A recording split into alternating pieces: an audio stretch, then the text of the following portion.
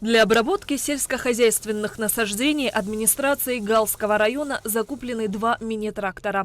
По словам главного агронома Галского района Лири Шони, такая техника удобна для опрыскивания, культивирования, окучивания и других видов обработки.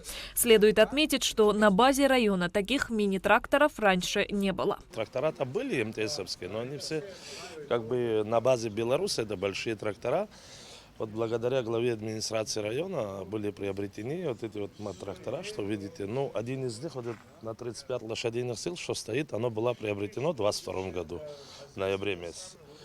А в 2023 году было приобретено 50 лошадиных сил, вот стоит он перед вами. Буквально месяц тому назад было завезено, тоже, естественно, благодаря администрации, главе администрации нашего района. Но сейчас в данный момент мы комплектующие здесь вот навесное оборудование, но, слава богу, тоже уже вопрос решен. Вопрос, наверное, буквально дней 15 и тоже завезем, и все будет уже нормально. То есть навесным оборудованием тоже у нас проблем никаких не будет. Как рассказал журналистам главный агроном Галского района Лири Шони, один трактор был приобретен в ноябре 2022 года. Его стоимость 900 тысяч рублей. Второй трактор купили уже в 2023 году. Он мощнее и дороже. 1 миллион 690 тысяч рублей. Ну, у нас район аграрный, как вы знаете. У нас очень большое количество плантаций ореховых. И вот такие как раз трактора между рядами, это сами раз. И как бы для опрыскивания. Потом у нас район большой, кукуруза у нас до 3000 гектаров. В этом году фактически уже посев завершен.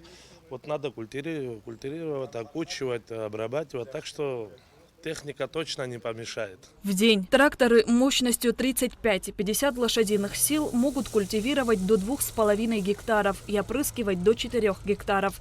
В Галском районе 10 гектаров земли засеяно кукурузой. Урожай с этого поля будет выделен в качестве гуманитарной помощи малоимущим семьям. Это благодаря тоже главе администрации, он помог, изыскали они средства и вот посадили.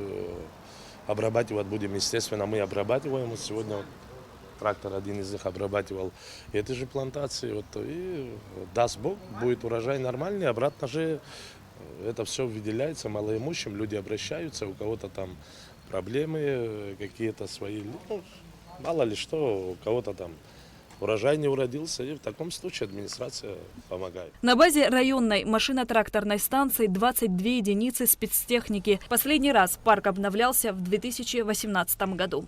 Шазина Ханагу, Сария Кварацхеля, Заур Кварча, Абхазское телевидение.